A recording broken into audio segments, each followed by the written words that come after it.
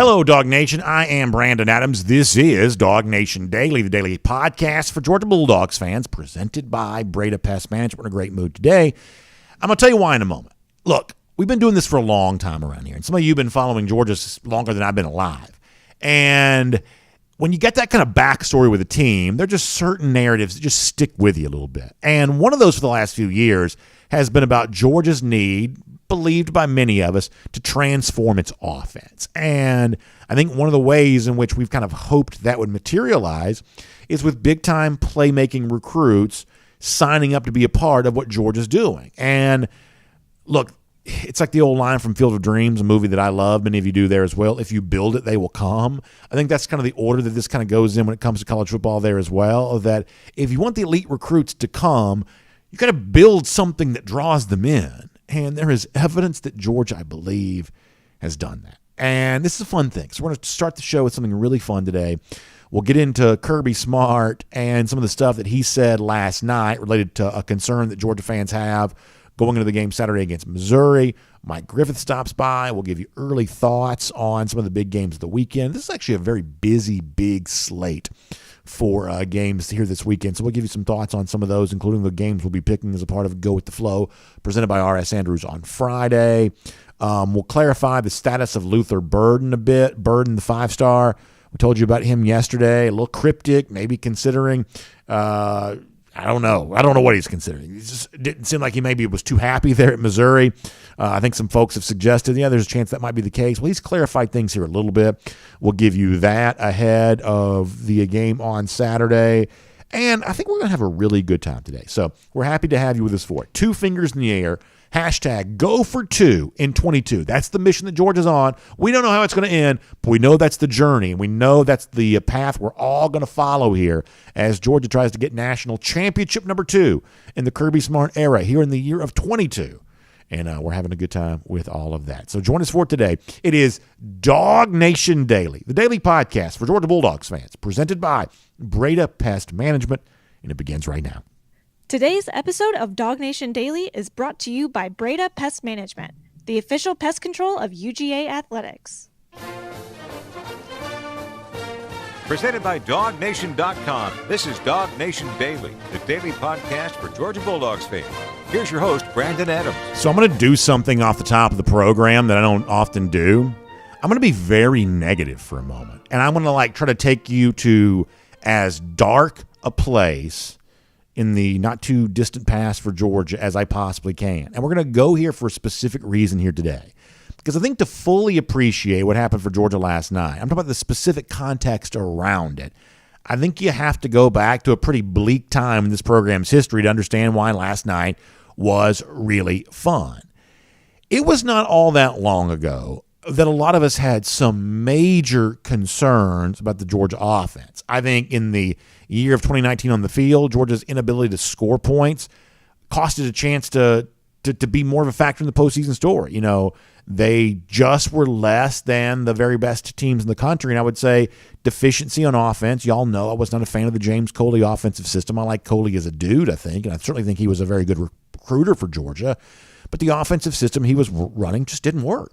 It just didn't work. And Georgia has been better, remarkably better, every year since he has left, including this year so far there as well. I don't mean to pick on Coley, but it just wasn't working. And, prior to that, Georgia was a little bit of a run-first type team, and it was great that Georgia was running the ball as well as it was, but, not committed to the passing attack, it just sort of left a little something to be desired. And one of the ways in which this kind of showed up was with a lot of elite recruits who Georgia really wanted. I would say that we would all agree that Georgia at the time, it appeared that Georgia really needed them. And in some respects, they were kind of candid about, I'm not really quite so sure that Georgia is a place I want to be. Do you remember when Georgia had a commitment from 5-star wide receiver Jaden Hazelwood? No, it's fair to point out that thus far in Hazelwood's career, it hasn't exactly worked out. This was some sort of huge miss for Georgia. That's not the point of all of this. But at the time that Hazelwood was in high school, he was at Cedar Grove, a lot of us would have said, man, this is the player that Georgia has to get, or a player like this is the kind of player that Georgia has to get. And after Hazelwood had decommitted from Georgia and was kind of considering going other places, he would be interviewed by DawgNation, and to Jaden's credit, in a way that not all recruits like to do, Jaden was pretty candid about why it was that he was considering not going to Georgia, what caused him to decommit, and why he was so strongly considering going other places besides UGA. This is an unpleasant quote, and it takes us back to a little bit of a bleak memory, but in terms of understanding what's going on right now, it's important to go here to begin our show today. Let me read you this from the pages of DawgNation, October of 2018, about Jaden Hazelwood, former five-star wide receiver. He's at Arkansas now, originally signed with Oklahoma, but about his lack of certainty about Georgia being the right fit for him. He says, for me to go there, meaning Georgia, for me to go there, that's a major switch up for the offense. If I go to an offense like that, it will take a lot for me to learn. You got to go there and block somebody on every play. I don't know how to explain it right now, but I'm not used to that. I'm used to a spread type of offense because that's what I run in high school. Once again, that's Jaden Hazelwood, at the time a five-star receiver in the class of 2019. He said that in October of 2018. This notion of, I don't know if I want to go to Georgia and block somebody on every play and be a part of an offense that's not really throwing the ball deep down the field and getting guys of my skill set, guys of my talent level involved in the offense. I'm not quite so sure I want to go there and be a part of that. And Georgia on the field at the time wasn't really capable of doing anything to prove Hazelwood wrong. I'll give you another example. And this is a guy that's actually on the Georgia roster now. That's Eric Gilbert. But when Gilbert was also a big-time recruit, the following recruiting cycle, coming out of Marietta High School, also a five-star, once again, his hesitancy seemingly about joining up on the Georgia roster was related to his belief that Georgia just wasn't all that effective when it came to passing the football. I'm going to give you a quote here from Gilbert. It's a clip I'm going to play for you. Jeff Sintel asking him about Clemson. Now, ultimately, Gilbert didn't go to Clemson. He didn't go to Clemson. He signed with LSU out of high school. But listen to his reason for saying, hey, I might go to Clemson over Georgia, once again related to some of the same stuff that Hazelwood had said the year prior of, I'm just not really quite so sure what that offense is doing right now. This is Eric Gilbert going back to when he was a recruit, once again, from the annals of DawgNation history. Georgia versus Clemson. How do you compare those two schools? I mean, they're somewhat similar, but Clemson, I feel, passes a little bit more. So, I mean, that's the difference between them, I guess. Here the lack of enthusiasm from Eric Gilbert. I guess I go to Clemson. They throw the ball more than Georgia does. I mean, it's once again that sort of like faint praise, or in some cases no praise at all, of UGA as a place that Gilbert didn't want to come out of high school, a place that Jaden Hazelwood didn't want to come out of high school. And regardless of how those decisions are viewed now from the perspective of years later, at the time, those were seen as big recruiting losses, and they were seen as big recruiting losses because of Georgia's inability to sell its own offense to recruits of that stature. Well, fast forward all the way to the future, and what occurred last night when four-star wide receiver Tyler Williams made his pledge to Georgia. DawgNation was on hand for that there at Lakeland High School in Lakeland, Florida. Williams got a live animal involved in the decision. We always are fans of that. The great-looking dog there. Tyler Williams had an awesome shirt on, the red Georgia hat. Lots of family and friends were gathered around him. It was a great ceremony to be a part of. And you, of course, know, well, if you get a chance to add a four-star wide receiver into your class, whether it be 2023 or any other recruiting cycle, of course you want to do that. But here's the thing, though, y'all. This is why this matters. It's not just that Georgia got a four-star receiver last night. It is in the context of all the receivers in the past or pass catchers in the past who are like, I don't want to go to Georgia and just block the whole time. All of a sudden now, that is not what elite prospects are saying. I want to give you a little bit of a clip here from Tyler Williams, and I want you to listen to why Williams said he's coming to Georgia. Given the years of backstory and all of this, this is a remarkable transformation. This is Tyler Williams on his decision to choose UGA. Take a listen to this. I actually just got off the phone with the coaches not too long ago. They called me. They just got out of practice, so it's great. I mean, I've been waiting for the last couple of months to really, just get it over with. I kind of knew for a long time. When did you know you were when did that I can say after the first game, really. After I seen the numbers they put up in the stats, that's when I really knew. I mean, if I could go back in time to the version of myself that existed just a couple of years ago. I was probably about 40 pounds heavier then than I am now. But if I could go back in time and talk to that version of myself and say, hey, younger BA, guess what you're going to hear in just a couple of years? A 4-star wide receiver, a guy and a prospect that you're going to really like. He's going to sit here on the DawgNation video channels on a whatever night that was, Tuesday night, and he's going to say, I'm choosing Georgia because of what I see them doing with their offense during the season, citing the first game as Oregon as an example of that. Do you know how good of news I would have thought that would have been based on what I had to endure and what you had to endure with Jaden Hazelwood turning up his nose at the Georgia offense, with Eric Gilbert the first time around turning up his nose at the Georgia offense? Do you know how good of news I would have thought it was to have a guy like Tyler Williams saying, yeah, not only am I going to Georgia, I'm going there specifically because I like the way they're using their wide receivers. I like the way they're using their pass-catching targets. I want them to do with me what they're doing with everybody else. I want that in my life. And by the way, last night in this same interview that Jeff Sintel was conducting with Tyler Williams after he chose Georgia, he kind of went into a little bit more detail on that. I'm going to let you hear the question here from Jeff, and you can barely hear the question, but you can hear the answer great. Jeff says, what do you like with this Georgia passing attack? Kind of following up on what he just said there. And you can't hear Jeff's question great, but you can hear the answer perfectly. I just wanted to include the question for the context. Here is Tyler Williams once again on this Georgia passing attack that he wants to be a part of. What do you like about what they're showing in the passing game? A lot. A lot of people touching the ball, everybody getting reps. Right now, I think they got the best pass game offense, most yards, most completions, and all their quarterbacks efficient. I mean, once again, how good does that sound? Y'all, we've been hearing the exact opposite of that for years. And Tyler Williams is like, they didn't have to tell me what I could be. They pointed to other guys who are and say, just do what this guy's doing once you get here. And by the way, the numbers back up Williams' point. Going into the Missouri game on Saturday, did you know that Georgia is 8th nationally in passing yards per game right now at 350? Like, that's amazing. Georgia's 16th nationally right now when it comes to yards per attempt in the passing game at 9.6. And maybe the most remarkable of all, when Jaden Hazelwood and Eric Gilbert were kind of, dumping all over the Georgia offense, back years ago, at that point in time, Georgia was outside the top 80 when it comes to passing attempts per game. But right now they sit at 31st, and you don't want this to be, an offense that totally forgoes the rushing attack. I understand that, and by the way, more on that in a moment. But to think that you could go from being a team that was passing below the national average and kind of the bottom half of the country in terms of even passing attempts per game to now being 31st, that means you trust your passing attack to seemingly pass as much as possible. And Tyler Williams says, I noticed that, and I want to be a part of it.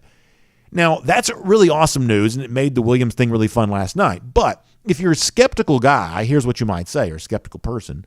If you're a skeptical person, here's what you might say. Well, BA, that's just one guy's opinion, whatever else. But here's the thing you got to notice, is that Williams is not the only big-time recruit recently to sort of say something similar about the fact that, hey, I'm not recruited to Georgia because this is how bad they need me. I'm recruited to Georgia because this is what I can do, basically following this proof of concept. Because what Tyler Williams said last night sounds an awful lot like what Oscar Delp, who I think if you've got a pair of eyes that work, you'd probably say is on his way to being a pretty good football player, if not a very good football player at Georgia by the time his career is done.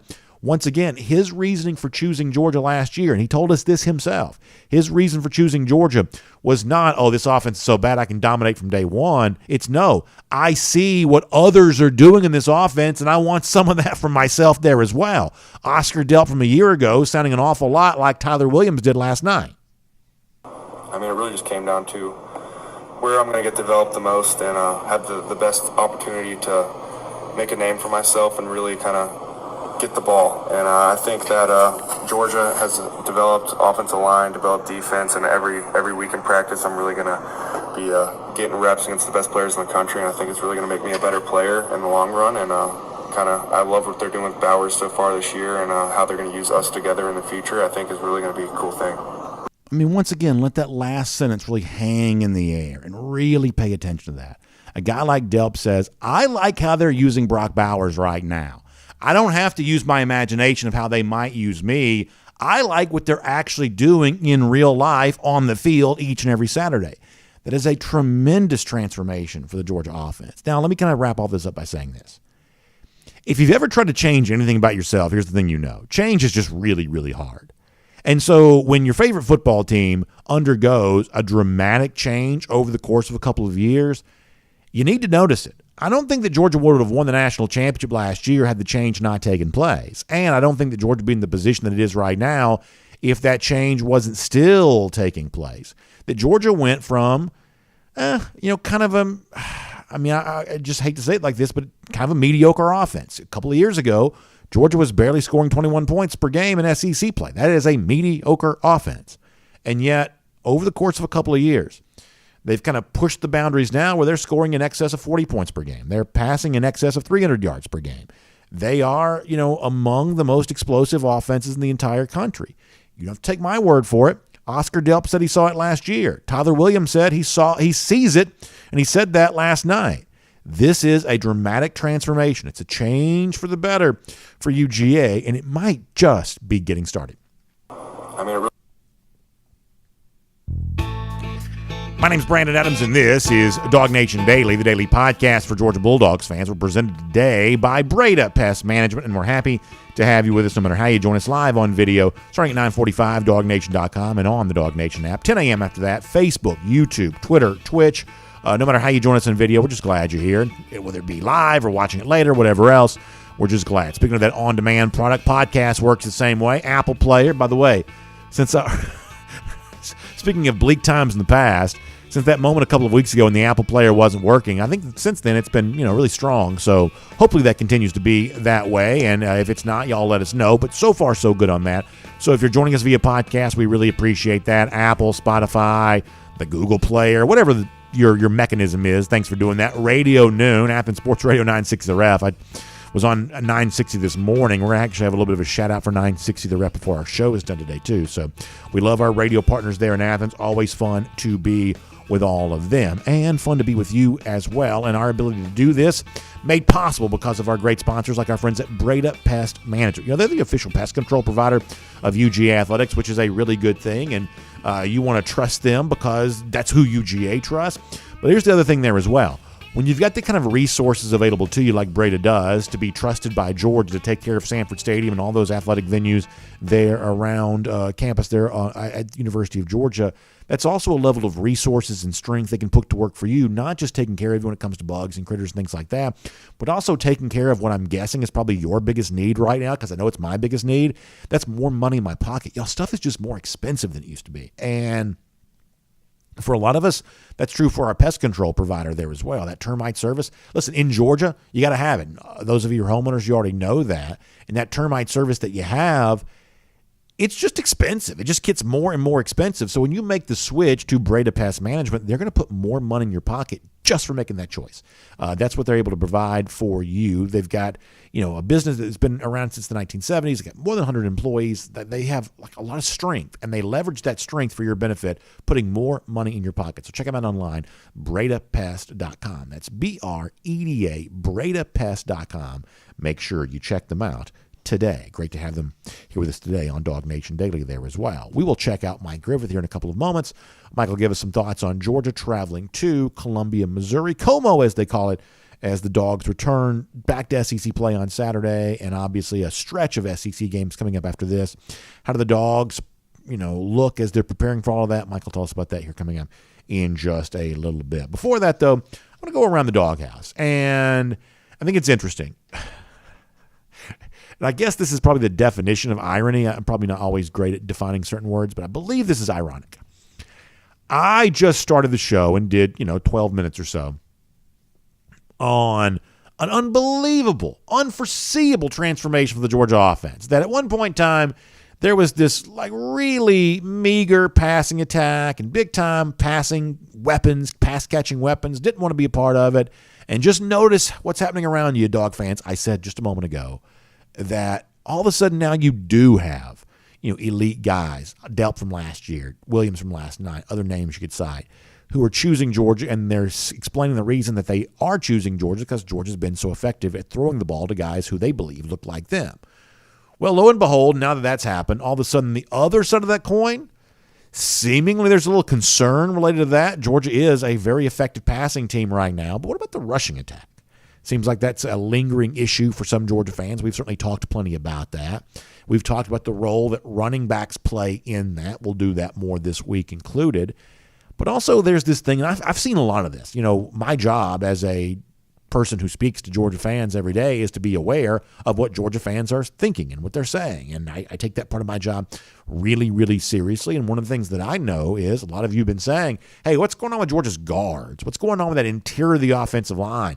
Is that an area in which Georgia's not getting it done? And is that why the rushing game seems a little less than what we're used to for Georgia? What's up with all of that? Well, last night, Kirby Smart was asked that question directly, and for those of you who are convinced that that's a really big issue, Smart last night, for the most part, was just not playing ball with it. This is what Smart said when asked directly about how he would evaluate the play of his guards in particular from the game on Saturday. This is Kirby Smart. Yep, we got the same guys up and always trying to clean up to just play better. When you don't punt, it's hard to say you played poorly, but you got 500 yards offense. It's hard to say you played poorly, but I always want to play better. So there's not a guy out there. It's not guards. You can point the finger at the quarterback, the center, the guard, the tackle, the receivers. Everybody out there can play better, and we can coach better too as coaches. So it's an interesting response from Smart. It's the kind of thing that he sometimes does, and it's his prerogative to do this, but he's not acknowledging the premise of that question. What he was asked is, hey, are you considering making any kind of changes to the guard spot, just given the fact that, the appearance was that things weren't great last week? He says, we're keeping the same guys, and we didn't punt. We had over 500 yards of offense. He's essentially, in that instance, just not even acknowledging that there is a problem. And who's to say? I'm not smart enough to know. Maybe he is right. Maybe it isn't a problem. It's a little bit difficult to define exactly what the problem is, but there is this sense among a lot of fans of something doesn't quite seem right with the traditional Georgia rushing attack when it comes to traditional running plays with running backs. And is that the problem with the backs? Is it the problem with the offensive line? We talked to John Stinchcomb about that on Monday. And Georgia fans are trying to sort of figure that out, trying to define what they think the problem even is. And when it comes to this issue, to the extent it even is an issue, you're getting very little in the way of cooperation from Smart on this at all. And what makes this interesting as Georgia goes on the road against Missouri on Saturday is that this is a unit up front defensively when it comes to the defensive line, based on what they showed last week against Auburn, based on what they've shown over years, that Smart has some respect for. So if you have any issues or questions related to your offensive line right now, this would seem to be a week, even though Missouri is, by appearance, is an overmatched opponent, that you got to have your offensive line figured out because, as Smart says, he thinks that Missouri defensive front is actually pretty good, more from Smart from last night. Yeah, they're really physical. They're big up front. They did a good job stopping the run last year versus us. Their size up front, athleticism up front, really aggressive. They played Auburn really aggressive. In terms of the box count they were in, some of the run stunts they run are similar to the ones we run, and they're getting after it. They're challenging you to do something outside of that. But they don't have to have that many. They can still stop the run because they're physical up front. You just watch our game last year, and a lot of the same people are playing in both sides. And I feel like Missouri's always been just massive and one of the most physical fronts we play against. So as far as my opinion on all of this, and it's not just the Missouri game on Saturday, it's sort of every game here moving forward, on my list of what to watch for, Georgia in its running game is always going to be a part of that. And it's not because I don't appreciate how effective the passing game has become, and it's not that I don't appreciate the fact that Georgia's putting up large numbers of points on a per-game basis now. That's not to say that I'm somehow not impressed with the other facets of the Georgia offense, but I think you still need to have this too. Frankly, I think Alabama's stance is a little bit of proof of that. If Alabama was just better at running the ball in a more traditional way, it would not have been in a dogfight against Texas a couple of weeks ago. But Alabama is not quite as good at that as they used to be, and so suddenly when Bryce Young and the wide receivers are either, nicked up with a fingernail or something like that, all of a sudden they're just not quite as effective as they used to be or quite as effective as they typically are because they don't have that counter punch they can throw, not the way they once would have in the past. And that Georgia, I believe, offensively does still need that counter punch. Yeah, in college football in 2022, you've got to have the great passing attack. But at a certain point in time, and we've said this before, the success of passing plays is dictated by one of two things. It's either better talent or better scheme. that if you have better players, they'll get open. If you've got better scheme, you can scheme guys open. But at a certain point in a season, you do run up against equal talent. And in some cases, coaches who have equal ability to scheme you up on the other side of the ball. And at that point in time, when it's equal talent versus equal scheme, to be able to say, we can also physically move you. We can shove you out of the way and create the dominant advantage through our sheer physicality. That's an important element to also have, because if you don't have that, you leave the result of the game up to chance, which is, I think, something Alabama and probably Ohio State have done a couple of times here in recent years. So when I watch Georgia, I am watching that rushing attack. I'm not quite so sure yet it's necessarily a big problem or maybe even a problem at all. But it ought to be a point of emphasis for all of us, and I think that no matter what Kirby Smart says, it's probably a point of emphasis for him too, whether it be offensive line or running backs, whatever else. Georgia's got to be good when it needs to be. Traditional running plays with running backs. It's how it won the Clemson game last year. It was a big part of the second half story in the national championship game as well. And at some point in time in 2022, that facet of the Georgia offense is probably going to need to return. That is Around the Doghouse, and we're happy to have you with us for it here today on DawgNation Daily, presented by Breda Pest Management. Now, before we're done, we'll get an early look at some of the big games of the weekend, and they're really a pretty deep slate of those games here. Luther Burden, the five-star wide receiver, former five-star, has kind of clarified some of his remarks from earlier this week, or what was kind of interpreted as a remark from him. What is his status going into the game against Georgia on Saturday, and his long-term status there at Missouri? We'll have a little bit of a chat about that before we're all said and done here too. So we got a lot to do before we're done. But for now, on what's going on in Georgia, traveling on the road in SEC play once again, let's get all kinds of information about that. We call it a Georgia Farm Bureau Insider Update. Let's talk to Mike Griffith right now. From Athens and across the SEC or wherever the recruiting trail may lead, here's a DawgNation.com insider. I want to bring in Mike Griffith on this topic, Georgia Farm Bureau Insider Update. Mike, glad to have you here on the show today. And here's what we've been talking about in some form or fashion for the last couple of weeks. Like, what's going on with the Georgia rushing game, with running backs in particular. Is it even a problem? If it is a problem, how do you define it? Like, what's the specific thing you point to that says it is a problem? And is this more about, hey, something going on in the interior of the offensive line? Is this something going on with the running backs themselves? Is it even an issue in any form or fashion? Kirby Smart last night, wouldn't necessarily acknowledge that it was. So you're obviously watching Georgia every week pretty closely. What do you think about the state of the Georgia rushing attack, specifically when it comes to running plays from running backs? Yeah, Kirby pointed it out last night, Brandon. He's not happy with the red zone efficiency when it comes to touchdowns versus field goals. And, we've got a story up on DawgNation right now about that. Only 65% of the red zone trips are resulting in touchdowns. I mean, at Ohio State, it's 90%. At Tennessee, it's 86%. At Alabama, it's 80%. You've got to score touchdowns when you get in the red zone. And Kirby says it's two things. Stetson Bennett has missed some open receivers, throws you got to make, and the running game, to your point. When the box gets tight, when those other teams can pack it in, Georgia's having trouble getting a push. Now, it's interesting to me in how Del McGee's using the running backs. I mean, he's recruited one All-SEC running back in 7 years. Could one of these other backs have All-SEC potential? Maybe. But right now it's Milton and Edwards, and we're really not seeing a lot of Kenny McIntosh near the goal line. We've seen him more as a receiver. The freshman not quite ready, apparently, for those situations. But I put it more on the offensive line. I really do. I don't see the holes that I've seen in the past. I don't see the physical domination that I expected to see from the offensive guards.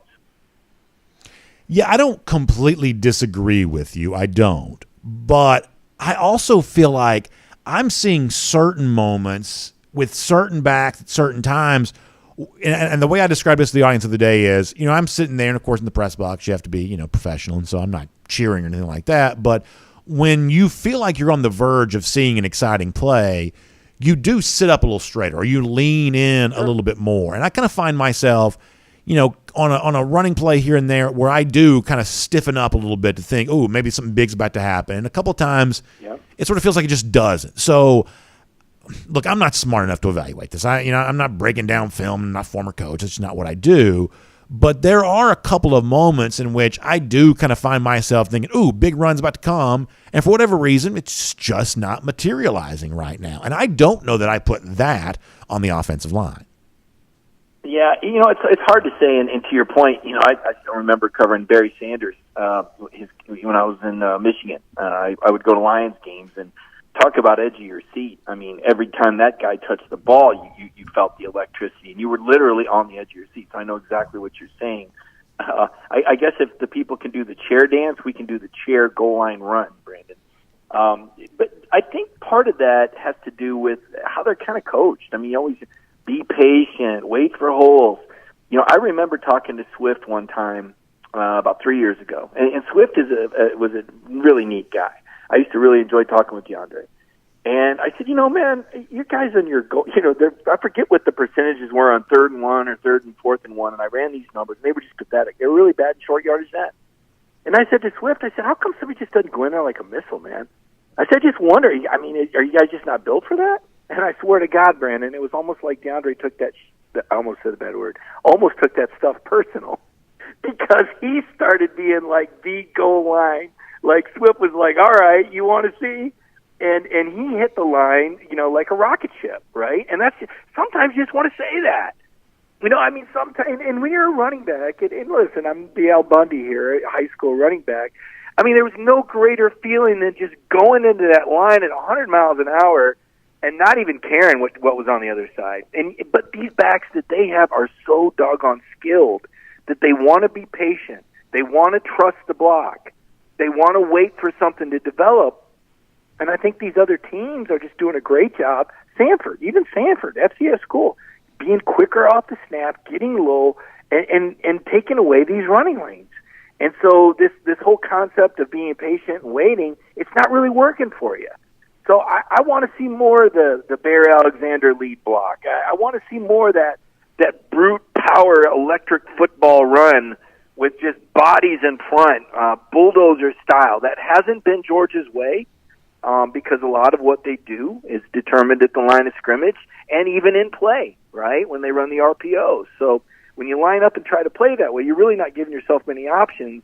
And one of the things Todd Monken's offense is predicated on is having so many options when you go to the line of scrimmage. But executing those short yardage runs, Stetson's ability to find receivers in the red zone, as Kirby Smart said, that's the head coach talking about it, not me, it's not been up to par, according to Coach Smart. So I want to talk about the red zone thing here for a moment. Now, Kirby Smart did talk about this last night, and I specifically held it back from today's show because A, I didn't have time for it, and B, I wanted to give more time to it because Kirby Smart knows a million times more about football than I ever will. There's not a single part of me that would ever pretend to be in sort of the same universe of football knowledge as him. I just don't play that game. That's not what I do.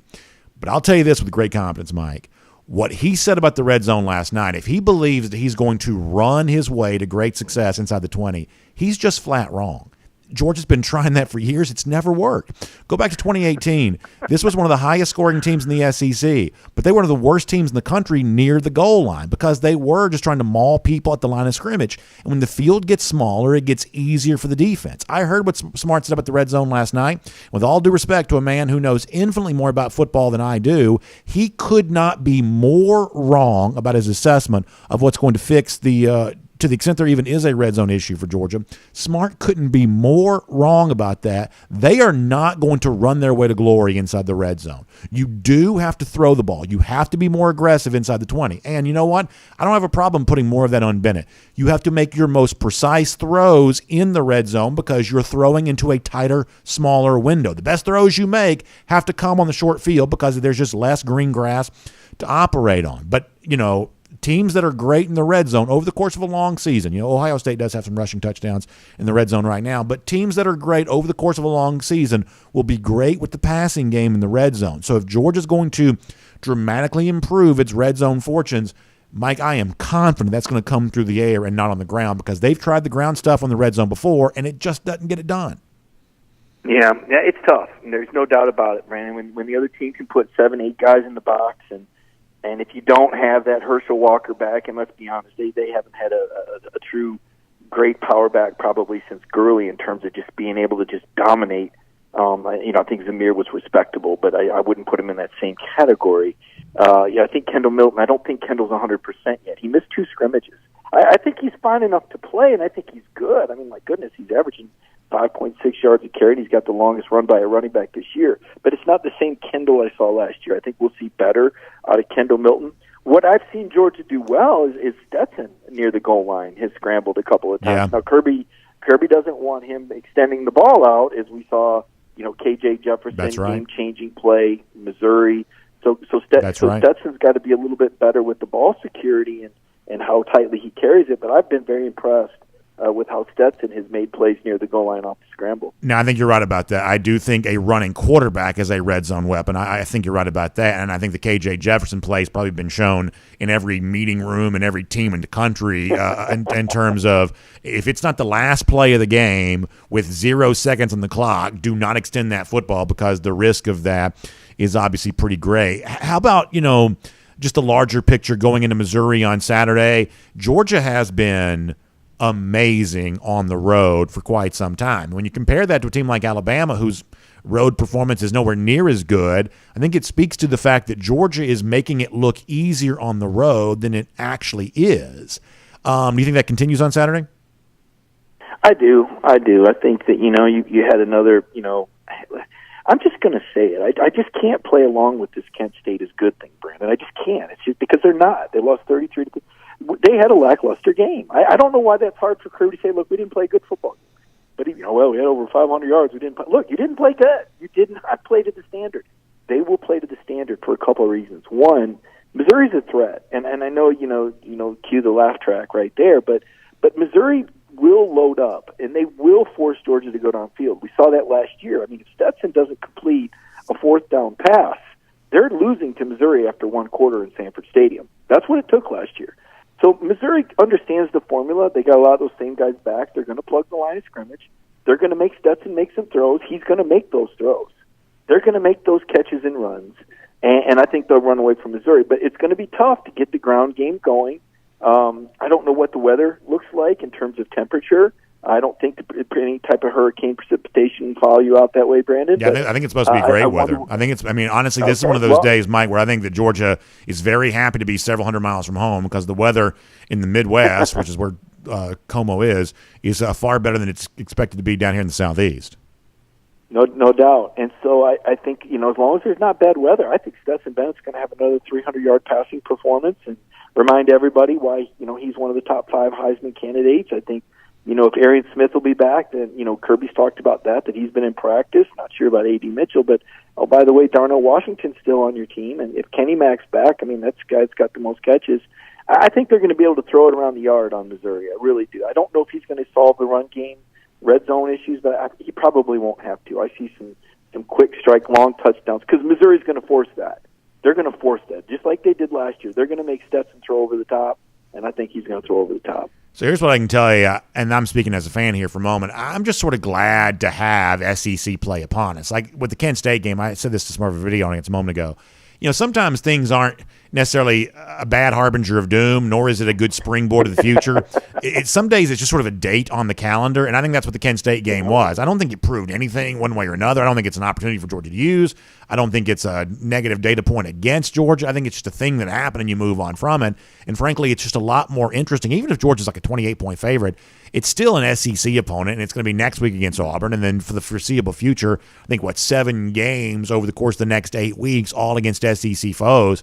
Mike, for me, that is a welcome change. And Georgia's going to dominate most of these teams. We expect them to. Something's wrong if they don't. But it is so much better than, whatever the last 2 home games have been. The next few weeks are at least better than that. Brandon, you're so right. It's such a tough pill to swallow because you've got to do your due diligence as a fan, I suppose, and go to these games and follow these games. But Kirby is, look, Kirby says it best. We're not practicing to beat Team A, we're practicing to beat all of them, right? And there's been a lot of roster management going on. And I just give this as a for instance for people. I said, do you really believe that if Kirby was going all out, guns blazing, that Brock Bowers would only have 18 touches? 18 touches. He only averages touching the ball 4.5 times per game, Brandon. You and I sat next to each other in Mercedes-Benz Stadium, and we saw him targeted 15 times in the SEC championship game. 15! He had 10 catches for 139 yards.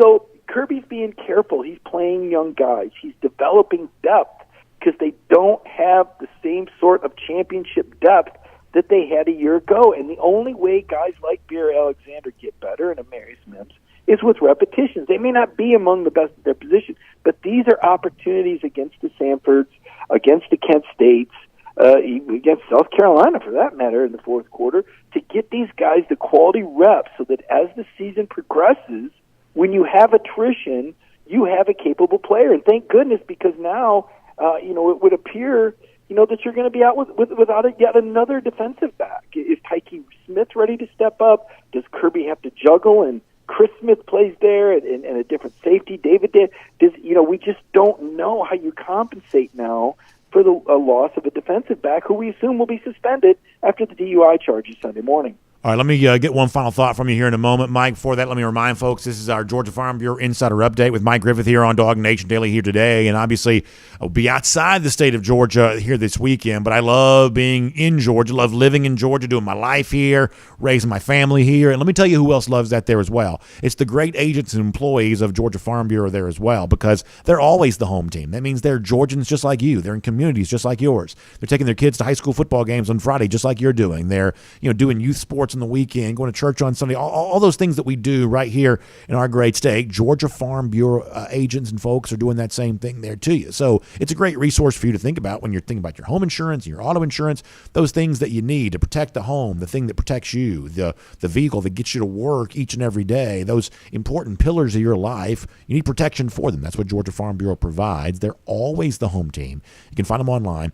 GFBinsurance.com. That's GFBinsurance.com. Happy to have them as part of our Insider Update here on DawgNation Daily. Mike, give me a final thought here. Second month of the season begins on Saturday. Give me a thing to watch for or a thing that's on your mind. Just kind of a final thought from you on where things stand with Georgia 1/3 of the way now through the regular season.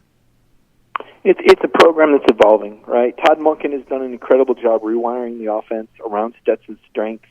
We've had an entire offseason with Stetson as the number one. It's made a difference. He's not making as many bad decisions. I can't say he's been perfect. Kirby kind of called him out in the red zone stuff, but he's making better decisions. I love what he's doing with the ball in his hands as a runner. He looks very confident. I think he's got a better field awareness. He's improved his footwork. He's making the intermediate throws that he wasn't able to make last year. And this has really raised the level of performance in the offense. It's really allowed Georgia to stretch the field horizontally as well as vertically. They need to get A.D. Mitchell back. They need to get Arian Smith back. Those are the vertical threats. And this is a Georgia team that's going to get better as the season progresses. I feel good about the offense. I know that the run game has had some issues, but as you're able to stretch the field vertically, Brandon, I think that's going to open up the run a little bit more. Defensively is my concern. Particularly with the off-the-field incident. That's not a good sign. That's a leadership, that's an accountability thing. Need to see people grow in those areas. Jamon Dumas-Johnson is becoming the player that I've been talking about. I'm thrilled with his on-the-field leadership. I think he needs to have more of an off-the-field presence. It's just fun, even though Georgia's number one, okay? It's just fun to watch this team grow and get better. There's other challengers. Ohio State's real. Alabama's real. I don't know what Georgia will look like come November. There's very real challenges in the East, better teams, Tennessee, Kentucky, both. But watching Georgia get better from week to week, this is what I hope fans are appreciating. There are some struggles, but that just makes it all the more impressive when the team gets better each week. And as you said, now we're starting to get into the deep end a little bit. Now we're getting into SEC play. And granted, there may be some water wings with Missouri and Vanderbilt and Auburn, but soon enough, the waters will be infested with sharks come Jacksonville and Tennessee and Kentucky and Mississippi State. And right now, Kirby's working to do everything he can to make sure that the Bulldogs can handle those challenges. Mike, great stuff. Thanks for being here with our Georgia Farm Bureau Insider Update. We'll look forward to reading you at DawgNation.com. I guess you're also going to be Auburn LSU on Saturday, so we'll get some reports from you down there on what they call the loveliest village on the plains. We don't quite think of it that way here, but you will be on the plains, as they say it here this weekend. So we'll get some thoughts from you on that coming up on Saturday. All right. I appreciate it, Brandon. Thank you. See you, sir. Let's take a look around the rest of the league. This is SEC Through. All right, good stuff from Mike Griffith. We'll get ready to go cruise around the SEC, courtesy of Royal Caribbean. Can I show y'all this? So we're going to do our normal shtick here in a minute. But our buddy Wise Dog, who's just so great on Twitter, was a big part of our first ever DawgNation cruise. So he sent this on social media, kind of doing some of our work for us around here. So he'd actually reached out to me to say he was going to be on a Royal Caribbean cruise here this week, and they pulled into Nassau in the Bahamas. He said, we pulled right into and right next to Independence of the Seas. He says, you can join us on the next DawgNation cruise coming up in April. First of all, I got to send Wise an endorsement check for doing that for his Twitter following there, but gives the hashtag DawgNation. And I got to tell you, and he and I actually kind of exchanged a little bit of a message about this the other day, that my favorite thing is the way the ships sit in port. Like, I love the way in which, I mean, it just looks like the Death Star, right? I mean, it just towers, above you. It's like one of these great, I mean, it's hard to even believe this is a structure made by man, but he's on his ship looking across at Independence of the Seas. You see one of those balcony staterooms, which I just love sitting in there. And all of the fun to be had. I'm glad Wise Dog's enjoying himself and excited to think about Independence of the Seas. Wise Dog and so many others being a part of with there for that. But I'm telling you, I'm like a kid at heart. I hope I always am. But when you drive up, like in Port Canaveral is almost always where I go. When you drive up to the port, and you're like pulling up and you just see the ship that's sitting there. These Royal Caribbean ships are just towering over the port that's sitting next to it. Like, the port's a building. It's a pretty good sized building. The port's sitting next to it, but the ship is just like engulfing. It just casts a shadow that covers the entire thing. And Independence of the Seas is a fun one to be on. And coming up on April with Wiser Dog, and so many of you are going to be doing that there as well. So if you don't take my advice, then take a good dog fan like Wiser Dog's advice and be on the DawgNation cruise with us coming up in April. Or do like I'm doing. Take a couple practice cruises to get ready for that, because as you see on the video, for those of you watching video, that's Perfect Day Coco Cay. And that's the ultimate abyss that some of the ships have, including the one I'm going to be on, Wonder of the Seas, coming up in December. But the stuff you get a chance to do is just so much fun. I'm taking my kids on their first cruise here this year. I'm excited about that. I just love it, and I know you will too. And here's what you need. Like, you hear me talk about it, but you've still got questions, right? So we have a great travel agent that's going to help you with this. This is a travel agent specially selected by Royal Caribbean to get your best Royal Caribbean cruise experience. So her name is Jessica Slater. You can give her a call, 770-718-9147. That's 770-718-9147. You can also check out the website that she has made for information about the DawgNation cruise, royaldogs.com for that, royaldogs.com for more on that. Now, let me tell you one more thing here, then we're going to move on. The one thing that Jessica has hammered home to me, and she wants me to make sure that you're all aware of, is that while you've obviously got time to book your cruise, we're not leaving until April, but on September 30th, a very special sale ends on behalf of Royal Caribbean. I think we did a story on this at DawgNation yesterday. Our buddy Michael Carvel wrote this up for us. But if you book your cruise between now and September 30th, you do get a chance to enjoy $100 worth of onboard credit. That matters. That can be used for shore excursions. That can be used for drinks at the bar, specialty restaurants, merchandise. There are a lot of things on board that can be used for, and that's like $300 right there in your pocket while you're on the ship. So talk to Jessica about that. She'll give you all the details. 770-718-9147. That's 770-718-9147 or royaldogs.com. More. That's the website you can go to for all of that. So every now and then I get to be kind of a newsman here, and we can follow up on a story we reported on yesterday. There was some weird cryptic messages from Luther Burden, who's Missouri's best player, and a recruit that Georgia lost out on in maybe somewhat surprising fashion, going back a year ago. And Burden had some very cryptic stuff on social media where he had sort of taken all the Missouri stuff off his Instagram page and had this sort of like weird, I forget even what the message said, but it's basically one of those things that was commonly interpreted, so-and-so, Burden may not be too happy over there at Missouri right now because they're obviously not very good. So on Twitter yesterday, he comes out to say, Missouri fans, please don't misunderstand my intentions. I'm always a Tiger. Just be patient. Here we come. So maybe all is well for now. I guess Burden, for unrelated reasons, is not necessarily expected to play on Saturday. He's battling a little bit of an injury, so there's a chance that Georgia doesn't see him on the field on Saturday. But obviously, anytime a player of this stature goes to a program that we don't expect to be very good, you're left to conclude, well, how happy is he going to be playing there if the team is as bad as I think it's going to be? And maybe in the early stages of the Burden era there in Columbia, you're left to wonder that. We're also going to talk before the show is done this week about another aspect of the Burden recruitment that I think could have a factor in Saturday's game. Just put a pin in that for right now and know we're going to come back to that before it's all said and done. And so our ESPN analyst Joey Galloway has called Tennessee one of his most impressive teams here thus far this season. And here's a small, simple point I want to make here. You know, we talk about point spreads on this show a pretty good bit, and we do so knowing that a lot of you have no interest in ever gambling on a game, and if that's your choice, that's a totally fine, totally valid choice. It's not my intent to necessarily influence you to do something that you don't want to do. But the reason we actually mention spreads when we do is not because, hey, everybody's gambling or everybody should gamble or anything like that at all. We believe that point spreads are expectations. And we believe that the best way to understand college football as correctly as possible is to view the sport through the prism of expectations. So when Joey Galloway goes on television and says, I got to tell you, Tennessee's the most impressive team I've seen all season long. Well, they are undefeated, and they did get a historic win against Florida on Saturday in the most watched game of the day. Higher TV ratings than any other game for last weekend was Tennessee's win against Florida, and I call it historic because Vols hadn't beaten Florida since 2016. When they beat the reigning ACC champs on the road a couple weeks prior to that, that becomes the basis for kind of mainstream media guy to really sort of tell the tale of, boy, Tennessee's been my most impressive team. Now, here's the thing you need to understand. Obviously, I'm a Georgia guy, and clearly I don't like Tennessee. I don't make any bones about that. But when it comes to stuff like this, you know, I do try to be as objective as I possibly can, and that's another reason why we use point spreads as a way of understanding our expectations for teams going in, because I think it sets you up to better predict or at least project how the rest of the season might play out. And here's what I'm going to tell you.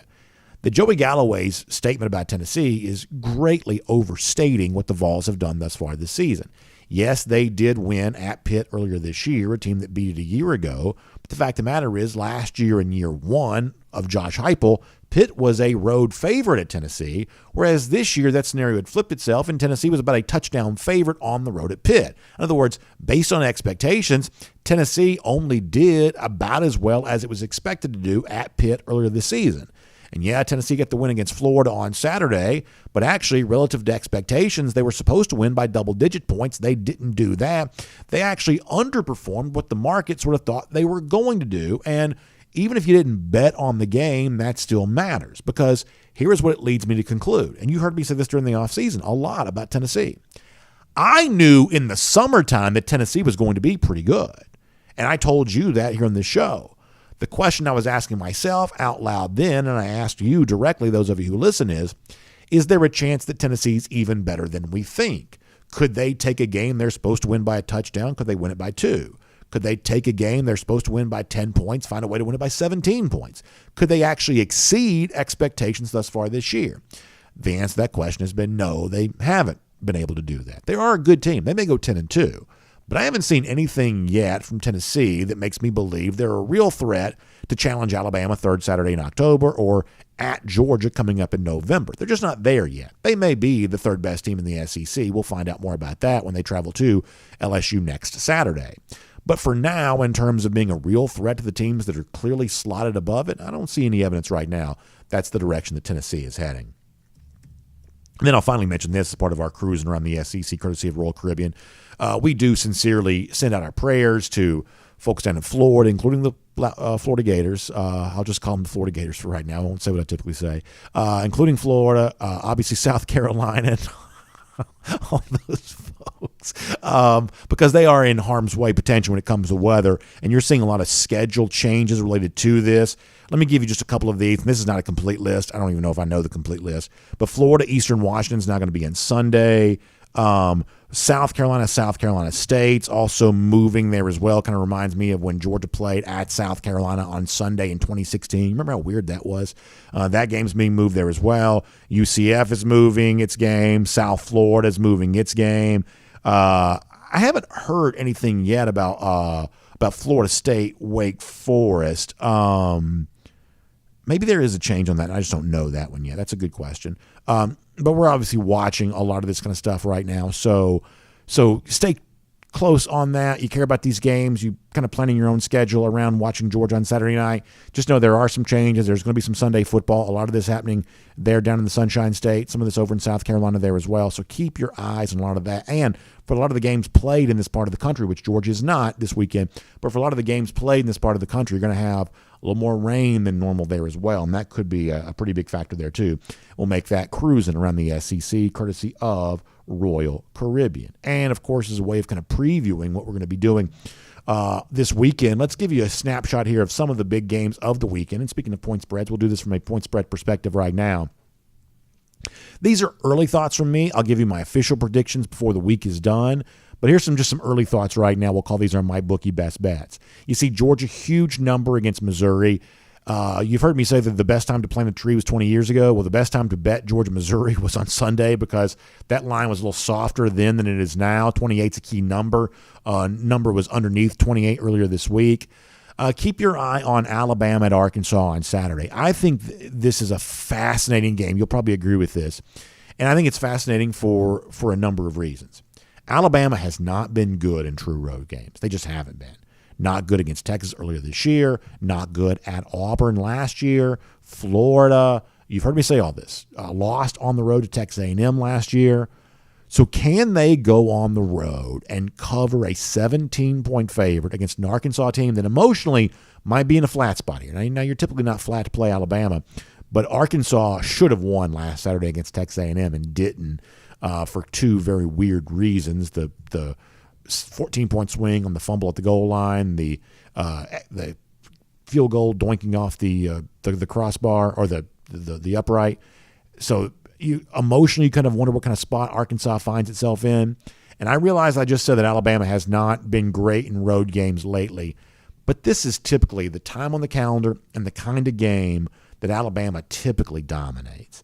Is this typical Alabama or is this something less than typical Alabama? I think after Saturday, we're actually going to have a pretty interesting window into all of that. I'm also interested in Kentucky going to Ole Miss on Saturday. I would say Kentucky is another one of these teams in the SEC East. They're undefeated. They beat Florida. But relative to expectation, I don't think Kentucky's been anywhere near as good as people thought they would be. Offensively, they're just not great. Now, I don't think any of us around here thought Will Levis was as good as he was, projected to be or suggested that he would be. But Liam Cohen, no longer offensive coordinator there. It seems like they're a little bit of a downgrade right now. Is it Scangarello? Is that how you say his name? The guy from the NFL that's replaced Cohen, I don't believe is Cohen's equal here at the moment. And, Kentucky has kind of scuffled around with like Group of Five and FCS level competition here right now. They have a chance to prove something on the road. Ole Miss actually probably been pretty good thus far this year, although they were not great this past Saturday. So is the West and the East, are these two divisions that are on a similar par with each other? Well, if they are, Kentucky should be able to play with Ole Miss all day on Saturday. We'll find out if that's true. Then finally from the SEC, A&M is ranked on the road as an underdog against Mississippi State. That's always an eye-opening thing to pay attention to. And the highest ranked matchup between opponents comes from the ACC on Saturday as NC State travels to Clemson. Clemson slipped past Wake Forest last week. This is the game that NC State's had circled for a while here. Clemson, a 6.5-point favorite there. We'll make those your MyBookie best bets. We'll pick those games as a part of Go With The Flow coming up on Friday, presented by R.S. Andrews. And a lot of big games we're not picking. Auburn LSU, I think, is a fun one. You've got Wake Forest, Florida State, which I think is a fun one. You've got some interesting stuff coming out of the Big Ten here this weekend, too. You've got a ranked game. I forget. Something from the Big 12. Baylor against somebody. So you've got some pretty good games here this weekend. Biggest, deepest slate of the season here thus far. And so we'll be following a lot of that on Friday, both with our best bet picks and our full slate of games that we're picking there right there. And by the way, if you do like betting on games, or if you think you might like betting on games, my invitation to you is try our friends at MyBookie for all of that, because they're going to take good care of you as a first-time player. When you make an initial deposit, when you put money in your account, they're going to double that initial deposit all the way up to $1,000. So what that means is you put in $400, they'll put in $400 for you. That means you've got $800 in your account before you even place and make and win your first bet. That's how MyBookie takes care of you. You've been doing it for a long time. At MyBookie, it's just as simple as that. You can bet on anything, anytime, anywhere, and you play, you win, you get paid. It's just way it goes with our friends at MyBookie. But to take advantage of that big deposit bonus, you've got to use the promo code DawgNation. Find them online at MyBookie, then use the promo code DawgNation, and they'll take really good care of you today. That's my invitation. Use the promo code DawgNation. Get the big deposit bonus, spread bets, money line, everything else in between. You can do that with our friends at MyBookie. Find them online. Use the promo code DawgNation for a lot more on that. And also, one more thing to think about as we head towards the weekend. Of course, we love the weekend around here, and on Fridays we celebrate the weekend with our Big Finish presented by the Finish Long Drink. That's me showing off all of you enjoying yourself some Finish Long Drink at your tailgate or your watch party or whatever you're doing over the course of the weekend, or whatever you're doing over the course of your life to make any day sort of feel like the weekend. That's what the Finish Long Drink's all about. It's a lot of fun. It tastes great. There are 4 different varieties. There's the Long Drink Cranberry. There's the Long Drink Strong. That's 8.5% alcohol by volume. Long Drink Zero, no carbs, no sugar. I like the traditional. It comes in a blue can. It's got the grapefruit flavor, the gin kick. It's like a mixed drink in a can. It's a cool category of beverage. Some of you have tried it and you love it. It sort of looks like a beer, but it's not. It's a mixed drink right there in a can. Refreshing citrus soda, premium liquor kick. You can't beat that. You can find out some more for yourself today at thelongdrink.com, thelongdrink.com. And you can enjoy some Finish Long Drink, and we'll celebrate you as you do with our Big Finish presented by the Finish Long Drink on Friday. So send us some pics, and we'll show them right here on the screen. Coming up on Friday for our Big Finish presented by the Finish Long Drink. So Funny Golden Shoe today takes a little bit of explanation. Our buddy Logan Booker, radio host on 960 The Ref in Athens. I join them each and every Wednesday, and of course my show airs every Monday through Friday at noon. And so Logan put this in on Twitter earlier this week. He said, I put out the call a while back that if anybody could cross-stitch for me the Alabama radio call of Keely Ringo's pick 6 to seal the 2021 Georgia National Championship. And I guess Bump Stock Barbie got this done. And there it is. It's the cross-stitch of the way in which Eli Gold called that Keely Ringo interception there for Georgia, which I think is really funny because sometimes the opposing team's radio call is obviously one of those things that kind of lives on your mind because you've been waiting to hear Alabama sound disappointed about losing to Georgia for quite some time. Now, on a serious note, Eli Gold's obviously battling a little bit of health issue right now. He's not actually currently calling Alabama radio games, so we send our prayers to Eli. He's certainly a big part of the SEC story and a big part of Alabama football, and we'll hopefully see him back calling those games again soon, but obviously, Georgia fans love the idea of Bama being disappointed in that radio call last year. Certainly an example of that. So golden shoe there to Logan Booker for a pretty clever idea. And by the way, speaking of the lousy, stinking Gators, 5,011 days. That's how long it's been since they have won a national championship. And that number's going to keep on climbing. And 31 days from right now, Dogs in Jacksonville beating Florida again. We love the thought of that. Eddie the Blind Squirrel loves the thought of that there as well, the official DawgNation Daily mascot. And we will see you all back here tomorrow on DawgNation Daily, presented by Breda Pest Management. And on video, as we check out our DawgNation store here, don't forget you can get the Eddie the Blind Squirrel t-shirt, the lousy stinking Gators t-shirt. Some of y'all saw me show that off last night as a part of our Tyler Williams commitment special. We had some fun with that because we were kind of in the heart of Gator territory for that announcement. So it's all really good, and you can check all of that out. DawgNation store, you can go to the top of the page of DawgNation.com, click the link to get in there. You can also go to DawgNation.store if you want to get more of that there too. But show your support for Eddie and show your hatred of the lousy, stinking Gators with some really cool apparel from the DawgNation store, DawgNation.com, top of the page. You can click in there and become a part of that. All right, let's get some comments. And boy, oh boy, a lot going on as always.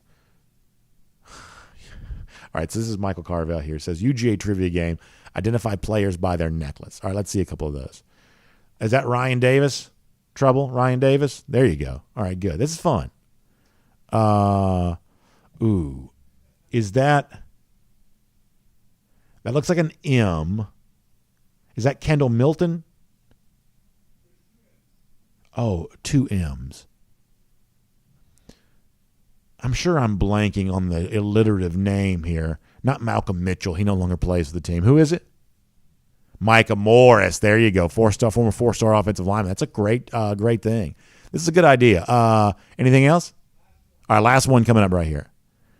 Zoom. I love that one. Who is that? CJ Smith. There you go. The incoming how about, for Smith, who's sort of known to be a speedster, the Zoom nickname for him. That's really cool. Well done. That's really fun. Pretty clever little idea there. So nice to see all of that. All right. Fun trivia. All right. Let's get some comments here. We'll start, I guess, on YouTube, and then we'll get some stuff after that across all the fruited plain of DawgNation platforms. On YouTube for a moment as I tap dance and get it clicked over on here. Let's see what else. Frank Patterson says with the hurricane, Ella Dogs should get 2 spots this week. So give you a little bit. I should have told you all this before now. But we're actually facing just a myriad number of issues right now.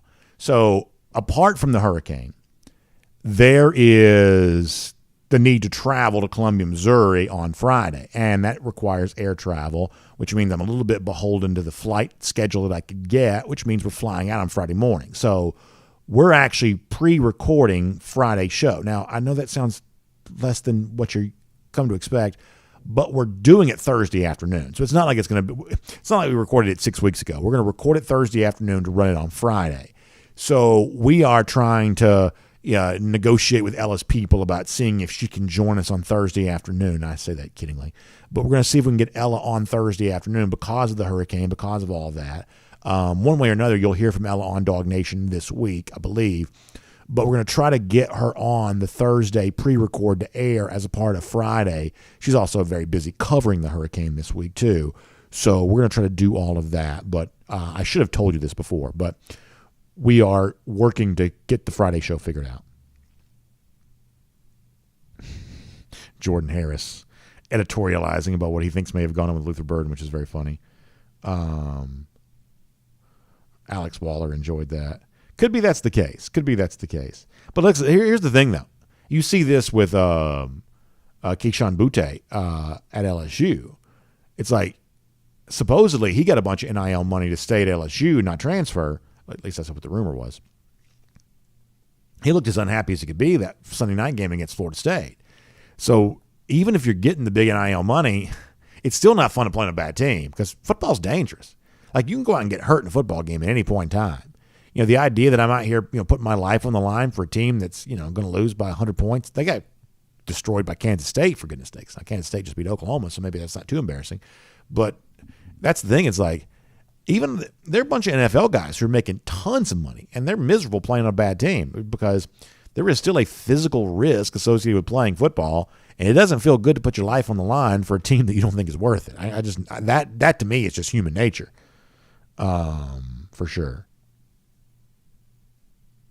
Green Soldier says I need to do a Star Wars segment at some point or throw in some more references.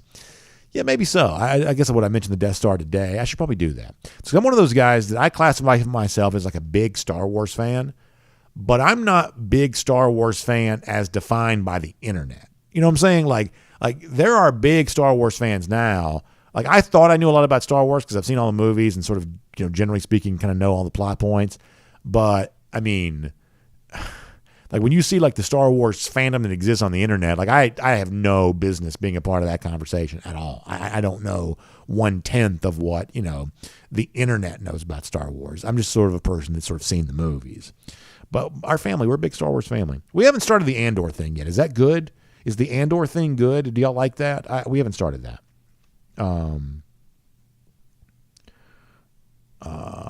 Let's see what else. Paul Moon says he hasn't started Andor yet, but he's heard good things.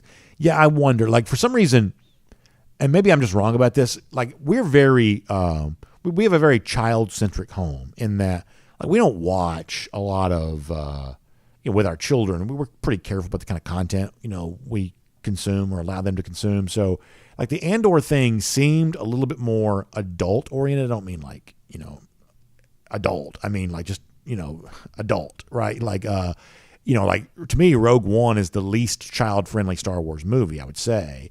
And Andor kind of being a lead-in to Rogue One. I wasn't quite so sure, A, how much my kids would like it, and B, how appropriate it was for children. So maybe I'm just off base on all of that all the way around. But, I mean, I think that, obviously, Mandalorian, great for kids. I think that, Boba Fett's, pretty good for kids.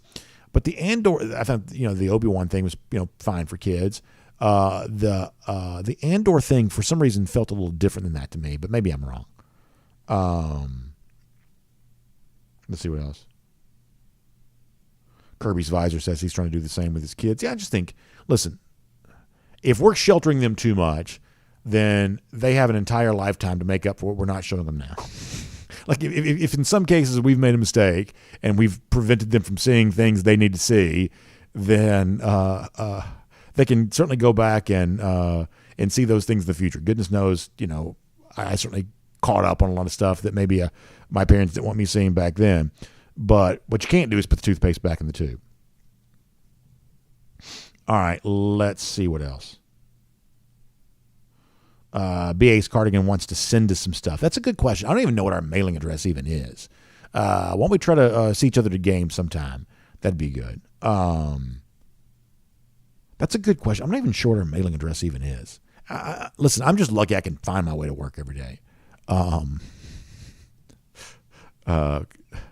That's indeed the case. RX Dog says about Andor, he says early team's probably fine, but I guess it's up to the parent. He says there is some violence, but not too gory. So there you go. Thanks for the update on that. Hunker Down 93 says, I'm more of a Lord of the Rings guy. I never even watched one of the Star Wars movies. It's funny. Like, I saw the original Lord of the Rings trilogy. I didn't really understand it. I think I may go back and try to rewatch it at some point in time now, because I know there's like a new series out on one of those platforms. But like the only, like, if you think about like the big pillars of fandom, like Marvel and Harry Potter, Lord of the Rings, Star Wars, like the only one I have any interest in all is Star Wars. I've never seen any of the Marvel movies. I'm not against them. I just haven't really seen them. Harry Potter, don't even know, other than it's about magic, and that's literally all I know. I'm not against it. I just haven't seen it. And Lord of the Rings, kind of the same thing for me on that. Let me get back to football before people start yelling. Johnny Surf Dog says, how do Bama's number one recruiting classes keep getting beaten out by transfers? Running back, wide receiver, linebacker, offensive tackle, all transfer starters. That's a problem with scouting and development. My, how the mighty have fallen. The downside slipping of a dynasty, Johnny says. It's an interesting take.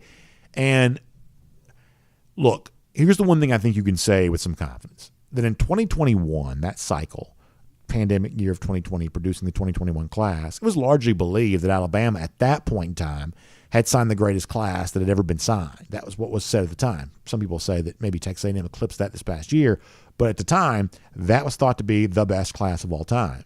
And guess what? It didn't really materialize. Some of those guys are already gone. Some of those guys are not quite the players they were supposed to be. That there is pretty clearly some misses from Bama in its 2021 class. Bama fans themselves would admit that. That just kind of happened. And I think that's part of the reason why they are a transfer-heavy team right now. They had some misses for their class of 2021. When Georgia first got its 2018 class, that was its first number one class under Kirby Smart, there were some misses in that class. I mean, we can go back and cite them all. I'm not going to, but you know them. You know the names. You know what happened. That's kind of the case. I'm not saying it's not good to have a number one class. It's not what I'm saying. But sometimes the hype doesn't end up being exactly what it's supposed to be. In the case of Alabama in the class of 2021, that might be the case. And there is, we've said this over and over again, that there is no such thing as a risk-free decision. There's no free lunch. That obviously, if you have a chance to grab a good player off this team and a good player off that team, well, there's a temptation to want to do that. But there is no such thing as all upside, no downside. There is some downside to having a bunch of players who aren't used to playing with each other. You face some ill effects from that. And, Georgia might be in the midst of some of that.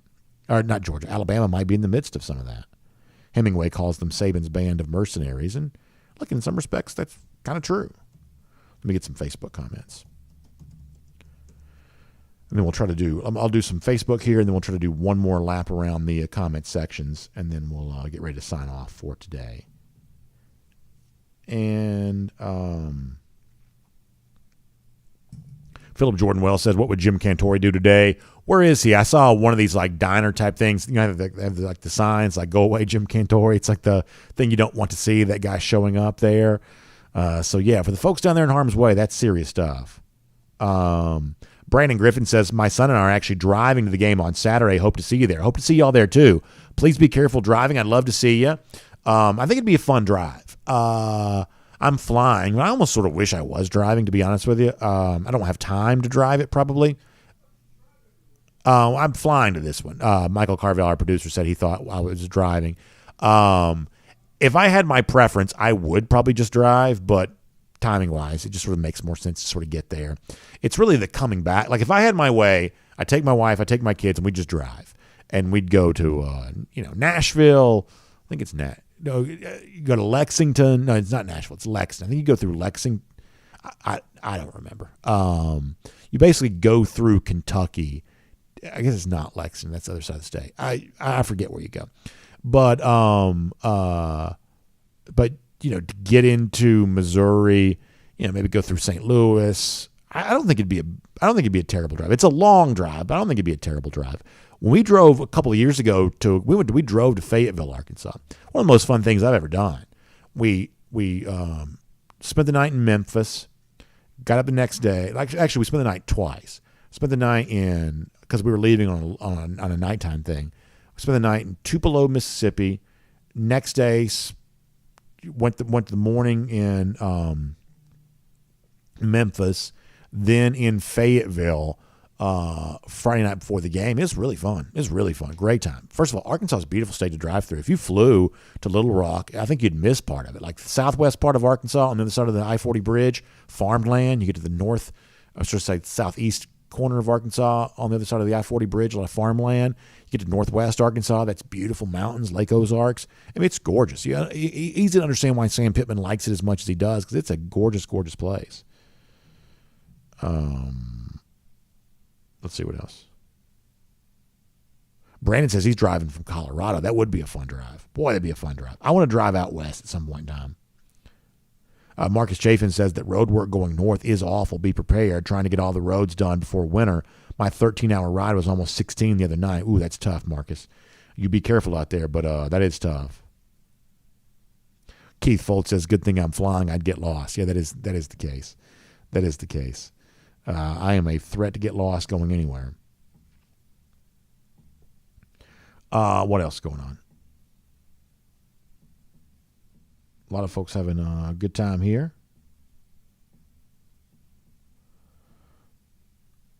David Hogue, thanks for the kind words. Appreciate that.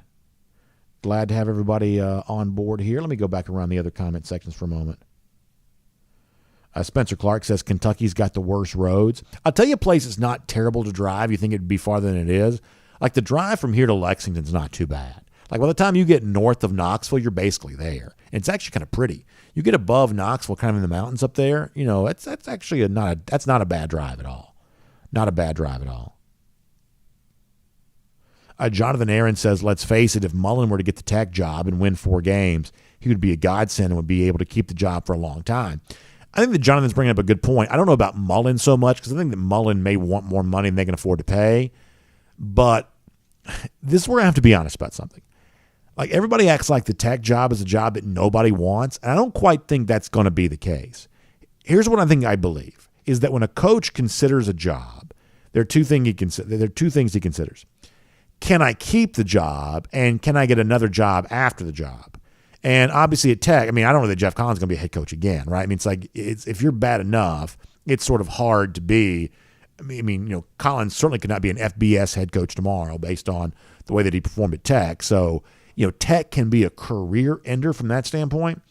But do you want to be the coach that follows Jeff Collins right now? Of course you do. You better believe you do. Because if you show up with your shoes on the right feet, you've already improved over what he was doing there.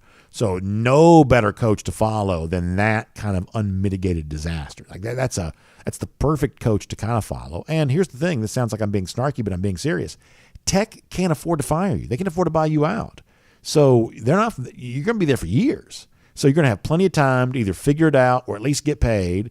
And the coach that you coached there before you got there is so terrible that anything you do by comparison seems better. I actually think the Tech job is. Today, right now, I would rather be head coach at Georgia Tech than Arizona State. Now, I'm not taking the Tech job because I'm not a Tech guy. But if it's just kind of making a sort of objective comparison, I think that Arizona State is in a worse position because of the Herm Edwards era. NCAA, it's not even obvious the Pac-12 exists in the future. There's too much mystery around that league for me to feel good about going to Tempe. And in a normal situation, Arizona State would be kind of an upper half job in FBS, and that's a okay job, above the median type job normally. Tech is probably a slightly below the median job type normally. But for now, I'd rather be coach at Tech than Arizona State, I believe. Nebraska is a way better job than both, I think, right now. But I don't think the Tech job is going to be unattractive to everyone. I think that Tech needs to figure out what it wants to be. Are you trying to be an academic school, or are you trying to be, a Southern school recruiting Georgia talent? And I think that Tech is very undefined from a reputation standpoint, kind of what it wants to be. We've had guys leave the state of Georgia for academic reasons in recent years. None of those guys really considered Tech, right? Kyle Hamilton didn't. The Hinton brothers didn't. There's all kinds of, guys who have chosen schools from the state of Georgia for academic reasons, and none of them gave Tech the time of day. So if Tech is an academic school, they need to do a better job of promoting that, because right now that's not what they're thought of. And if they're a school that wants to lean on being in Atlanta, they just start recruiting Atlanta kids, because right now they don't. And that's what I would say about that. Paul Moon also brings a pretty good point. Here's the other thing that is troubling here, if you're a Tech person. I believe, and I'm not that into the academic part of this. I'm not saying academics doesn't matter. I'm just saying that's not a personal pride point for me. I believe that Georgia in the U.S. News and Rural Report rankings, whatever, Tech's only one spot ahead of Georgia right now, right? And so that's another thing that's an issue here is, Tech from an academic standpoint is clearly hard. They don't have a lot of degrees, and it's tough classes, right? You got to be smart to go to Tech. No one would deny that. But it's from a reputational standpoint, they're just, according to people who rank this stuff for a living, they're just slightly ahead of UGA. That's a huge problem going forward, because you're getting all the worst parts of it without some of the best parts of it, And so if Tech really wants to make itself kind of like a Stanford, Northwestern, Vanderbilt type school in terms of how it's perceived academically, they've got a lot of work to do from a perception standpoint on that. I don't live in academic circles. I don't spend 9 seconds thinking about that, but it just sort of seems like that's kind of the case. Zebulon Owen's going to apply to be Tech head coach. There you go. Let's go. Got the idea of renaming Dijon coming up for the Tennessee game because of obviously the thrown mustard bottle from a year ago. That's pretty funny at Let's Go. That's pretty funny. Let's see what else. WWS says, sorry, but the Tech job is not a football job, not a good football job. He says, don't be fooled. It's a slight money job for 3 to 4 years and then fired and repeat. Okay, so I totally get that. I totally get that. But let's say they paid you $3.5 million. That's more than almost anyone's ever going to make as a coordinator. So if I told you get 4 years of $3.5 million, assuming you're already a football coach, because obviously we take that money, that's more than all of us make in all likelihood. But if I told you, so it's 3 or 4 years of getting paid $3.5 million, and after that, who knows what you're going to do? That's money that changes your life right there. So if I'm a football coach, and if I got offered the Tech job, knowing full well that after 4 years I may be Jeff Collins and unhireable as a head coach, am I taking that $12 to $16 million? I probably am, because there are certain paychecks that come along that if you don't take them when you get a chance to take them, you never get a chance to make that money up again over the course of the rest of your life. And that may be one of those examples where, and I totally agree with the quality of the job for the most part, but would it be an attractive job that someone might want to accept? Would Jamie Chadwell leave Coastal Carolina to go there? That would be interesting to me. That would be interesting. Jay Shipes, good to have you here. He says for the 85th time. All right. Connor Hill says, you saw Kirby talk highly of Del McGee last night. Signs he's going to take a head coaching job. I hope he gets a chance to. I think he deserves to. I do. I think Del McGee deserves to be a head coach. I would vouch for. Now, I don't want him to be the Tech coach because I want to root for Del McGee the same way I root for Sam Pittman. It's kind of weird how much I cheer for Arkansas. I've never cheered for a team not Georgia as much as I cheer for Pittman at Arkansas. It makes me very happy when they win games. And I'd love to cheer for Del McGee in kind of the same sort of fashion. But if he goes Tech, I can't do that. But I think that McGee should be a head coach. I think he deserves that chance. And this is one of the things that Kirby is good about doing. I'm not saying he was asked about McGee last night. That's why he talked about him. Now maybe he was asked because of the fact that McGee showed up as a candidate on this list, but Kirby's going to try to get his guys bigger and better jobs, and that's what a good coach does. Is the same way you want to be a pipeline for talent to the NFL for players, you want to be a pipeline to better jobs for your assistants. Like, you want guys who want to be upwardly mobile, and you want to use their young, youthful energy, and McGee from a coaching standpoint is still a young guy. You want to use their youthful energy to fuel your program as they themselves are motivated to go build a program somewhere else.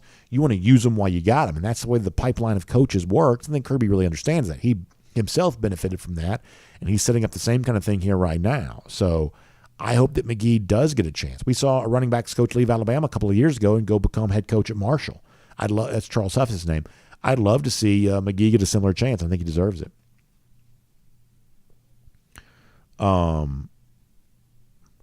Let's go mentioning Nick Jones, an offensive line coach. I don't know about that. I don't know. I think it's also still a little too early to evaluate the Stacey Searles era there as well. But obviously it's going to be a position that you're paying close attention to for obvious reasons. Let's see what else. Antoine Sampson says, I think we have a better chance at Thomas Brown.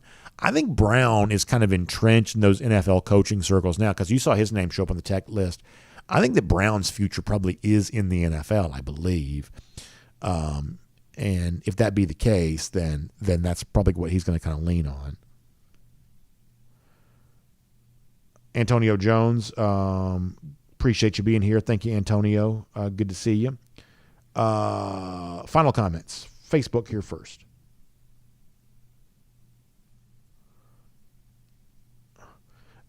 Keith Folds brought this up. Lucy Bowers-Boykin talking about this. It is interesting to point this out. And some of y'all have better memories than I do.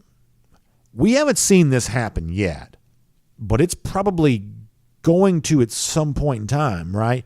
Where I don't think Lanning took anybody with him to Oregon, right? I guess some staffers, like some of the recruiting staffers, but no Georgia coaches went with Lanning. McGee took Jay Johnson, who was an analyst as offensive coordinator when he first went to Colorado. Did Pittman take anybody with him? Not on-field coaches, I don't think. Oh, yeah, what's his name that was coaching special teams? What was his name? Came from Mississippi State. But we haven't really seen yet the coach that leaves offers the coordinator job to the guy who's here. I'm not trying to put something negative in the universe, but like what if Todd Monken left for so-and-so job? What if he offered his offensive coordinator job to Todd Hartley? Now Hartley's making pretty good money at Georgia, so Monken would have to be to place where they could pay the offensive coordinator well to do that. But it's what if a position coach gets offered an OC job? We haven't seen a ton of that yet. And maybe that's kind of like the sort of gentleman's agreement Kirby has with some of these guys. But, that's happened before. I mean, that's definitely happened before. Scott Fountain. Thank you, Ken Feinberg. Scott Fountain. Thank you. And good memory by Michael Carvel to even point that out because I'd forgotten about that all the way. All right. But when guys have left, David Johnson, thanks for the kind words, but when guys have left, they have, for the most part, just left on their own. They haven't really taken anybody with them. Spencer Clark says Schumann and Muschamp, we only need one. Maybe that's the case. DT says, I don't recall Saban promoting Kirby as a head coach candidate. Maybe I missed it. I mean, I don't mind telling you this. Saban is obviously an all-time great coach. I don't think we have evidence to support Saban being an all-time great dude. I don't. So has Saban, done – I mean, to me, the perfect example of this is Scott Cochran. Now, I know that Scott's been dealing with some stuff in his personal life, and obviously we continue to wish him well on that. It seems like he's on a great journey, and he's doing really well right now. But it's like Saban expected Scott Cochran just to be strength coach forever. And Scott, Cochran's dream was to work his way into an on-field coaching role. And, Saban had no interest whatsoever in helping Scott achieve the personal and professional goals he had for himself. Like, that's not what a good dude does. It's just not. Saban, good coach, great coach, probably the greatest of all time. Good dude to work for, good dude to be around. I don't know about that. I don't know how much evidence we have about that. I don't know him personally, so I can't say one way or another. But I'm not quite so sure if Saban was on trial for being a great friend. I'm not quite sure there'd be enough evidence to convict him.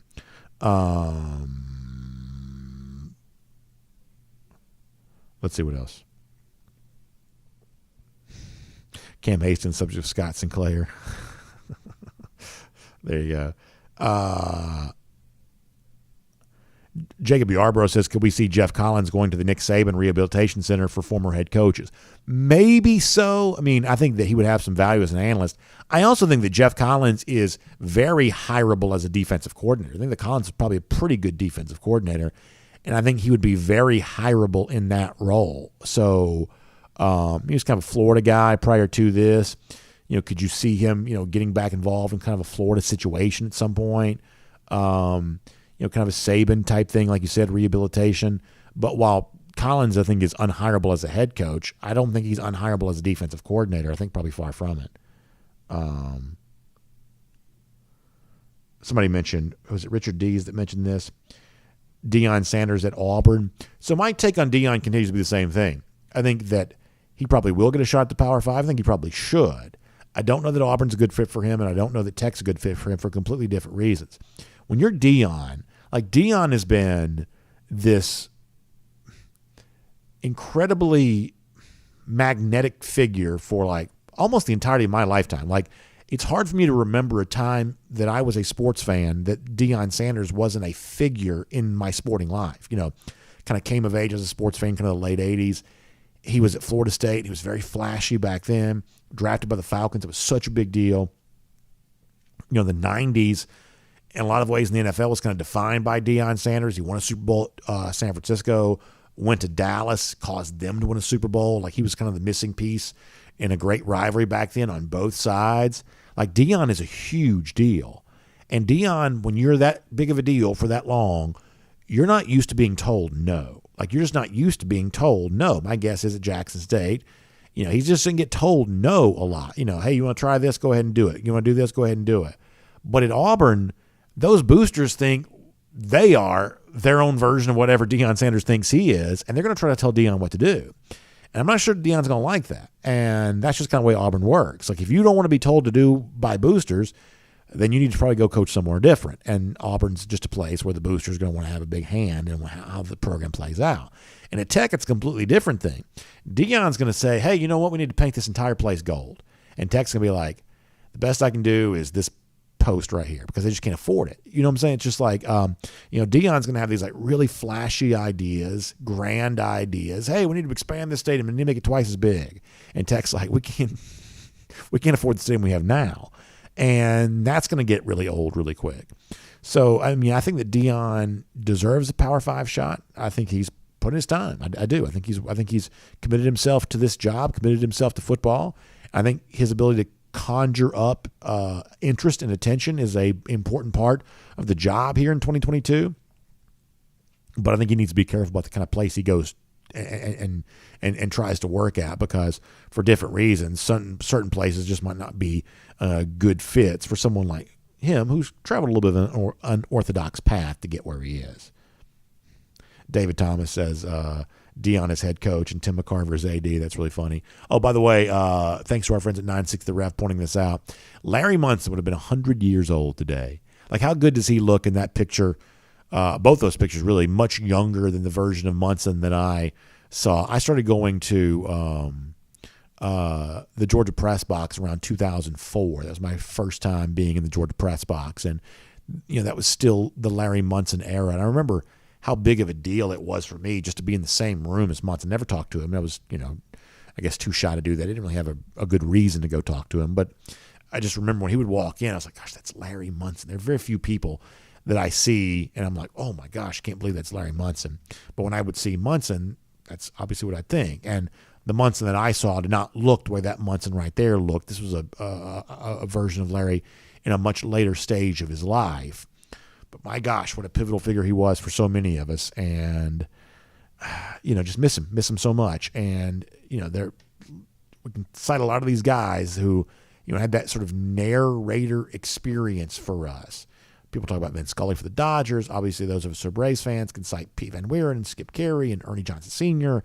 and all the guys who've done that over the years. It is just such an important job. And when I do high school football on Fridays, I can't help but think, and we got to get ready to go. Gosh, it's 11:35. I can't help but think about the job that I'm doing, not the performance I'm giving, but the job that I'm doing and how important that job is and has been for me over the course of my life. Telling someone the story of a game. I don't think anybody's ever done it better than Larry did. And when I'm doing a version of that job on high school football on Friday, I'm just so filled with pride because that job has been such a pivotal one for me and really shaped my life to think about how the big moments have been called by the people who are calling it. And obviously Larry's huge on all of that. So 100 years old he would have been today, and what an impact he had on all of us. All right, we got to go. Thanks for being here. Y'all check out the Atlanta Journal-Constitution online, ajc.com. Always appreciate that. And you can follow on. Braves got a win last night, battling here for the fifth straight division. So that's always a lot of fun, and you can check that out. Also, on the rest of the stuff, the continued pursuit of a tech coach. Remember, they also are hiring an athletic director too. So oftentimes it's AD first, then coach. So at least keep that in mind. Also, we're getting close to the start of the NBA season, which seems amazing to even consider, but apparently that's on its way here. Also, if you ever wanted to own a prop from the AMC drama The Walking Dead, which has obviously been filmed here in Georgia, you got some interesting stuff there on that. You can read more about that at ajc.com there as well. A lot of flights being canceled. So if you got travel coming up, you might want to pay attention to that online, ajc.com too. All right, R.S. Andrews, find them, rsandrews.com. Air conditioning, heating, plumbing, electric. It's cool this morning. You're thinking about heating systems being used eventually. Get yours tuned up online, rsandrews.com. They'll take good care of you. I know they will. Showing up on time, do the work that's promised for the price that's promised. You can trust R.S. Andrews on that. Story after story. They've been delivering smiles, and they can deliver a smile for you as well. Have a great day. We'll see you tomorrow right here on DawgNation Daily, presented by Breda Pest Management.